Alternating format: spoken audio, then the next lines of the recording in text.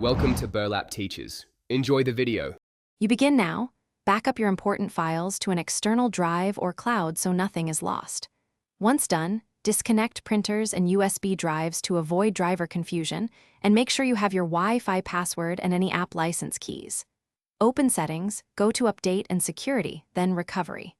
Click Reset this PC and select the option that matches your goal. Keep my files to preserve data, or remove everything for a clean slate. This initiates the reset preparatory phase. Next, decide between cloud download and local reinstall. Cloud fetches a fresh image and often fixes corrupted local files, while local is faster if your image is healthy. Choose Remove Files and clean the drive only for resale or deep malware removal, because it takes longer. Start the reset and watch for prompts. If it hangs, reboot into Windows Recovery Environment. From there, choose Troubleshoot, Advanced Options, then start up Repair or System, Restore to fix issues. When the reset completes, set up your account and immediately run Windows Update to pull critical fixes and drivers. Repeat until there are no outstanding updates. Restore your backed up files and reinstall apps, authorizing them as needed.